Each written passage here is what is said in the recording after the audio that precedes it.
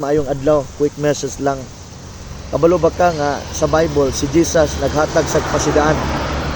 Miingon siya nga kung mawali ang may balita, dain shall come.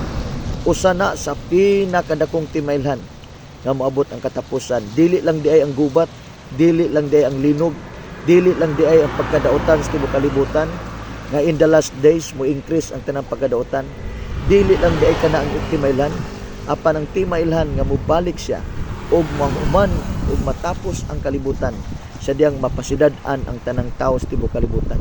Timailhan na sa dakong gugma sa Dios kay dili ubot ang Dios ang malaglag ang tao, apan kabubuton sa Dios nga makadungog ang tanan tao, tanang tribo, tanang klaseng tao ngadto sa tanang suok kalibutan. Balo ba ka nga diri sa social media, seconds lang pwedeng maabot ang minilyon nga mga tao. Seconds lang pwede mo abot ang maayong balita ngadto sa tanang mga nasod. Aron ang tao wala ikapasumangil nga wa siya kadungog.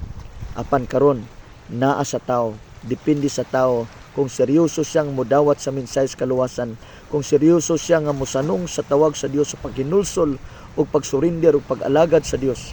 Makaigsunan ko, ayaw sayang ang panahon. Karon ang panahon nga mangandam ka, kay kung nawali na sa tibuok kalibutan ang may balita, anytime gikan karon pwede na si Jesus mobalik tungod kay propesya na sa Bible nga kung mawali na ang may balita sa tanang binuhat sa tanang katawan, then the end shall come.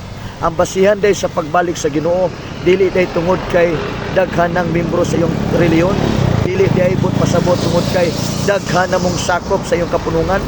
Ang basihan day sa katapusang panahon nga mobalik ng Ginoo sa diyang mapasidad-an ang mga tao, sa diyang makadungog na sila tanan sa maayong balita. Higala ko karong orasa kaning imong pagpaminaw karon, timailhan na nga ang Dios nahigugma nimo kay gusto ni Jesus nga ikaw ug ako makapangandam, makahinulsol og makahimo pa og desisyon, makakomit sa atong kinabuhi og makaalagad pa sa Ginoo samtang higayon pa, samtang himsog pa ta, samtang may pa atong mga lawas. Salamat sa iyong pagpaminaw, salamat sa iyong pag-share sa atong video. Ipaabot nato sa atong mga kaigsuonan ang may balita aron ang tanang tao makabaton sa pagpangandam, sa paghinulsol, pagtalikod sa pagpakasala ug moalagad sa Ginoo. Dalaygon ng Dios ug maayong adlaw.